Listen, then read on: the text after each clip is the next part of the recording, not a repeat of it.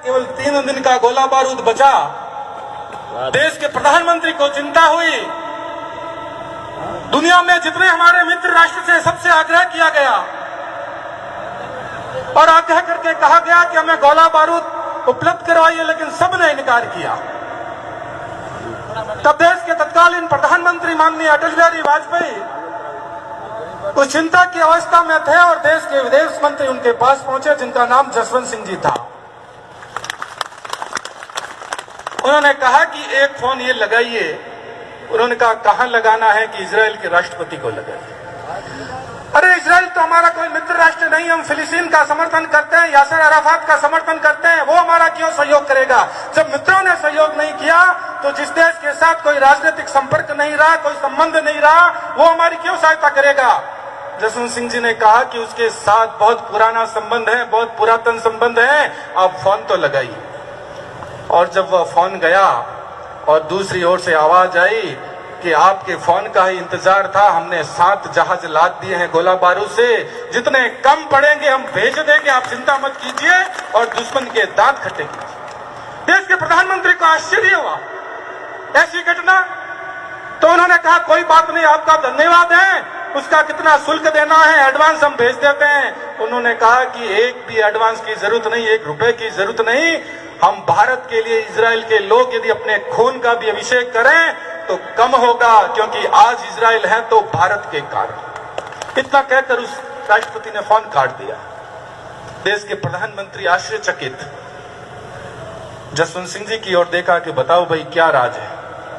और जसवंत सिंह जी ने जब जो बात कही उसका संबंध यहां विराजमान हमारे इन राजपूतों के पूर्वजों से है। उन्होंने कहा कि प्रथम विश्व युद्ध के अंदर 23 सितंबर 1918 को मारवाड़ रियासत की फौज उस इजराइल के हाइफा शहर में पहुंची थी और दुनिया का ऐसा युद्ध था जो तोपों और बंदूकों के सामने, मशीन गनों के सामने, तलवारों से लड़ा गया था। और जब अंग्रेजों ने उस फौज से कहा कि वापस लौट जाओ, सामने तोपें और मशीन गने हैं, तुम तलवारों से सामना नहीं कर पाओगे, तो मारवाड़ के राजपूतों ने कहा कि राजपूत जब युद्ध में निकल जाता है तो वापस नहीं लौटता, हाइफा शहर को जीत करना है। और उस दिन के बाद से ही इजराइल की स्थापना हुई और इजराइल नाम का देश हिंदुस्तान के सामने दुनिया के नक्शे पर आया। इजराइल के लोग आज भी एहसान मानते हैं और उस एहसान के अंदर यदि सबसे बड़ा योगदान किसी का है, सबसे बड़ा सहयोग किसी का है तो हमारे मारवाड़ के राजपूतों के पूर्वजों का, जिन्होंने अपना खून वहां। जरा कल्पना कीजिए, केवल तलवार से सामने मशीन गन है, तोपें हैं, उनका सामना करना और उन्हें पराजित करना कितनी बड़ी बात होगी, कितना साहस, कितना धैर्य और कितना स्वाभिमान उनके अंदर।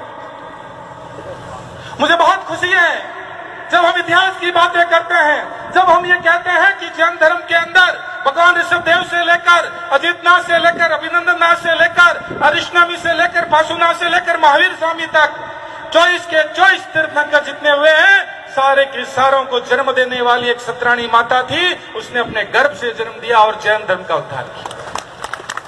मुझे खुशी होती है जितने महापुरुष हुए उन्होंने क्षत्रिय वंश में जन्म लिया।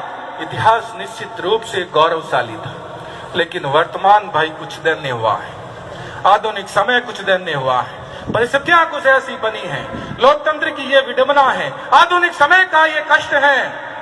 और इस कष्टकारी समय में यदि हमें आने वाली पीढ़ियों के लिए कुछ रखना है, कुछ बचाना है, तो भगवान श्री कृष्ण ने जो कहा था, परित्राणाय साधूनाम विनाशाय च दुष्कृताम धर्म संस्थापनार्थाय संभवामि युगे।